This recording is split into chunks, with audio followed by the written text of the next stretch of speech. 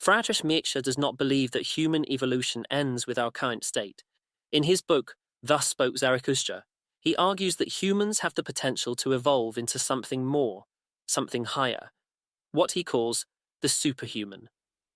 Unlike popular notions of superhuman strength, Nietzsche's concept is not physical but mental. It is an evolution of the mind and spirit rather than the body. This superhuman represents the next stage of human development, a level where one transcends conventional morality, authority, and societal norms. A central trait of the superhuman is independence. Nietzsche's superhuman refuses to conform to societal expectations, authorities, or systems.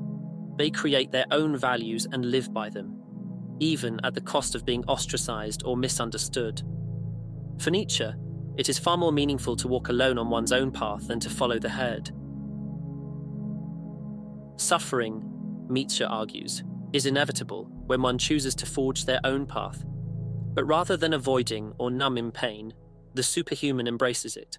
Pain is proof that they are on the right journey, and Nietzsche even argues that suffering is necessary for personal growth and the attainment of greatness. He contrasts this with the use of alcohol and drugs, which he vehemently opposes. These substances numb pain and distract from the reality of life, preventing people from truly evolving. Nietzsche's notion of selfishness is often misunderstood. It's not about being self-centered in a way that harms others. Instead, Nietzsche advocates for a healthy form of selfishness, where individuals prioritize their own personal development and rights. Being selfish in this sense means embracing your authentic self. Man must live dangerously, Nietzsche proclaims. But what does this mean? He doesn't mean thrill-seeking or physical danger, like driving fast cars or engaging in dangerous stunts. Instead, he refers to the existential danger of leaving the comfort zone, challenging norms, questioning established truths, and pursuing life with courage and intensity. Nietzsche describes humanity as a rope stretched between the animal and the superhuman, a bridge we must cross to reach our higher potential.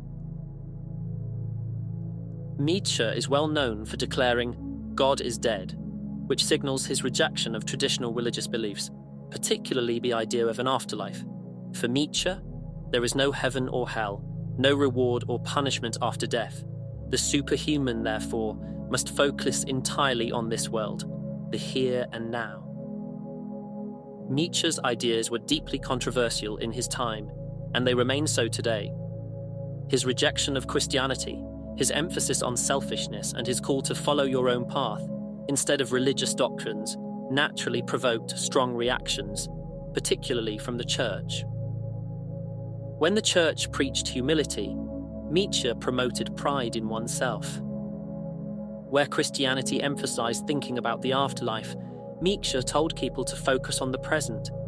He was acutely aware of how his ideas would be perceived. Nietzsche even predicted that many people would see his concept of the superhuman as akin to a devil. Indeed, while he promoted a higher ideal of human potential, the ambiguity of the concept allowed for dangerous misinterpretations. One of the most infamous misunderstandings of Nietzsche's superhuman was by Adolf Hitler and the Nazi regime. They distorted Nietzsche's ideas to support their ideology of Aryan supremacy and fascism, even though Nietzsche himself did not advocate for such a worldview.